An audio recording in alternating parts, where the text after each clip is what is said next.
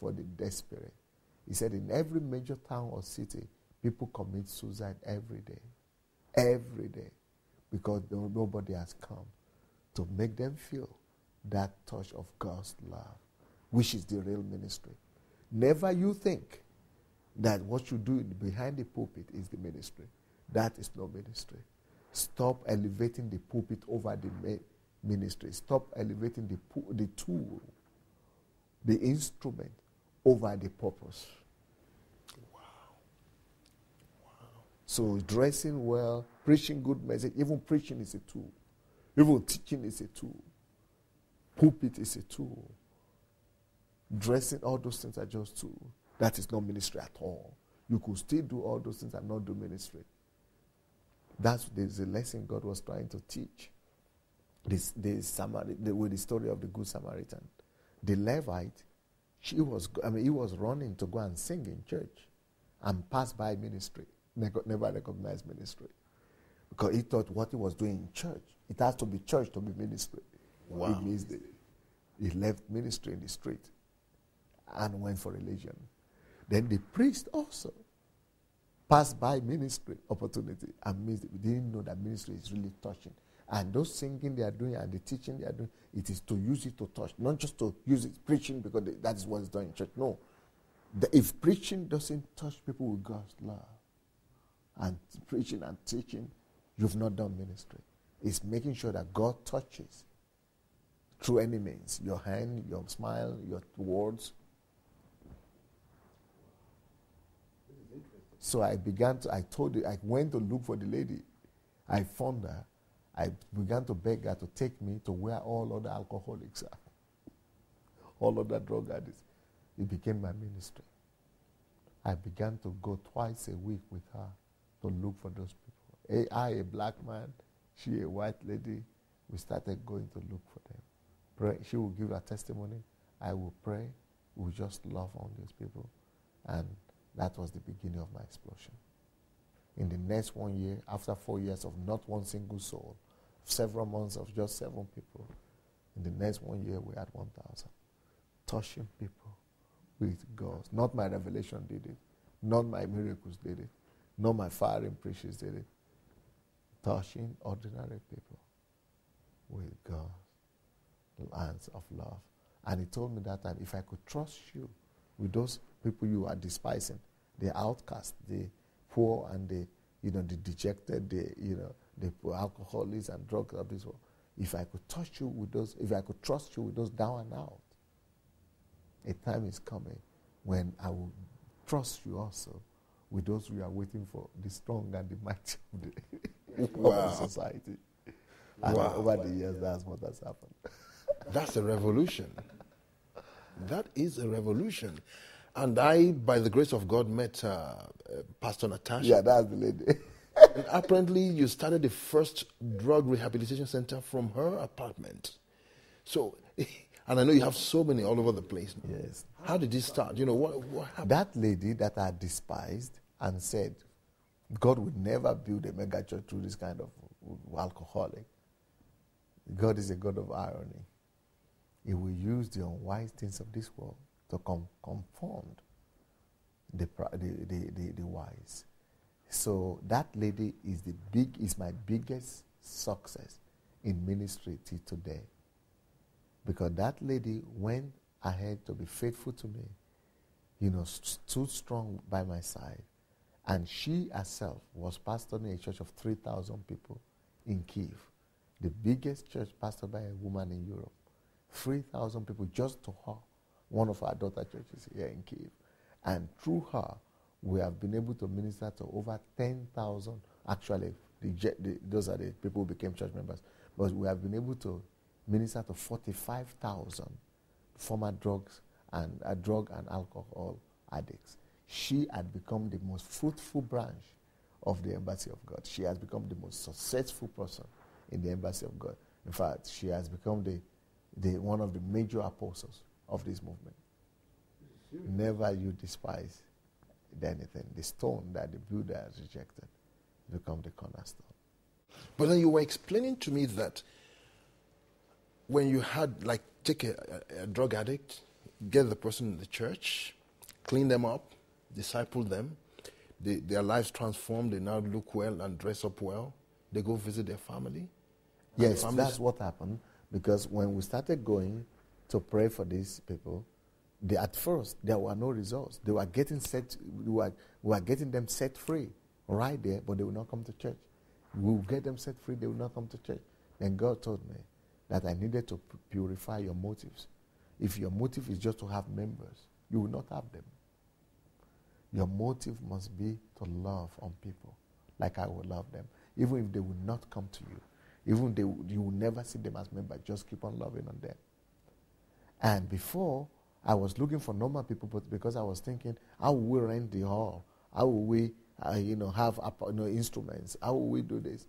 Because that's your motives. Your motives are wrong. You wanted normal people who could bring tithes and offering. But I wanted a vessel that I could use to passage my love. A conduit that could pass my love to touch other people. But you are thinking of so God really needed to break me. So I had to stop thinking about who will bring offering, who will not bring offering. I had to be dead to that. How will we pay for the rent then? God takes care of it. Don't worry about it. So we were owing for 6 months at a time before paying. But my focus was not about paying again, renting or anything. It was releasing the touch and the love of God to human beings. So they would not come for the next 3 months. Saying after God has dealt with me, and I knew it was true with me that He knew, and I knew that I didn't care anymore. For offering, somebody will bring offering, we will have instruments, we will not have instruments, we can pay for the oil, we cannot pay for the oil. I didn't care anymore. I will have members, I will not have members. I just wanted to love on people. That was when the people we had prayed for 3 months ago started showing up in church. Then they started coming. As they come, we wash them, clean them up, we give them clothes, we help them to get a job. They go back to their family members, and they begin to. Their family members are just in shock. Their moms, their parents, and then the former wife, children. They began to say, "What happened to you?" Because they had spent all their money to try to rehabilitate them and restore them. Nothing helped. And they said, "Whoever did this to you, we don't care. Take us there." So those people, drug addicts and alcoholics began to go with their friends, who know their drug addicts. But you used to use this thing with me. What happened to you? Take me there. So in 1 year, that's how we grew from 7 to 1,000 people. Wow.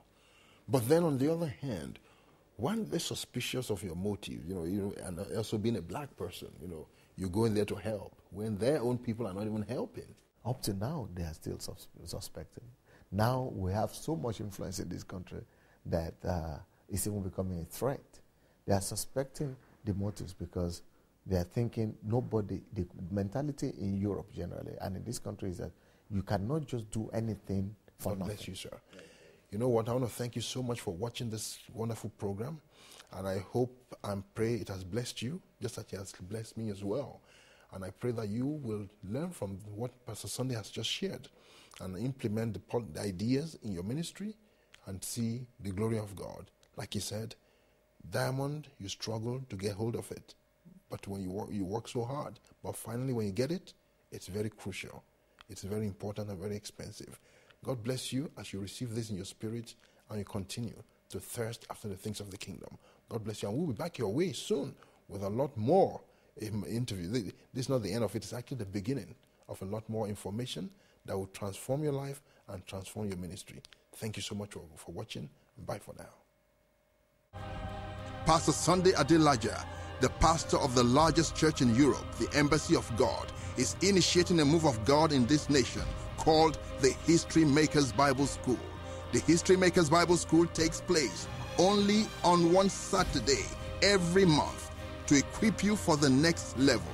It will also be a good opportunity to network with like-minded Christians. You will receive tried and tested keys to church growth and pastoring without tears at the Emmanuel Center, 9 to 23 Marsham Street, Victoria, London, Southwest 1P 3DW. Registration is £40 per session. To register, call 0798 114 6157 or email admin@hmbsuk.org or visit the website at www.hmbsuk.org.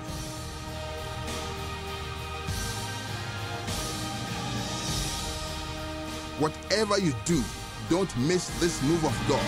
Call the number on the screen now to register. Remember, you were called for a time like this.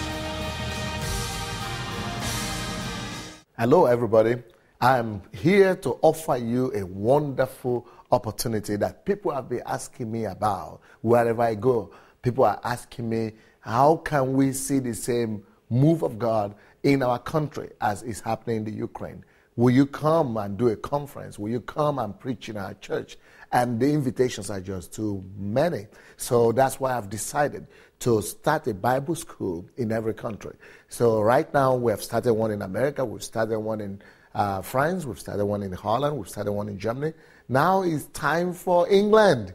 So we're starting a History Maker Bible School in the city of London from September 25th.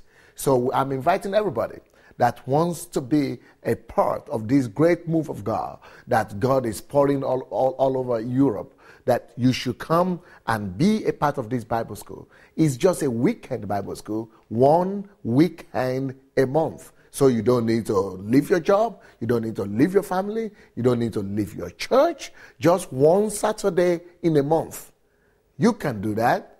Please get in touch with us by contacting the telephone and the email on the screen after this program.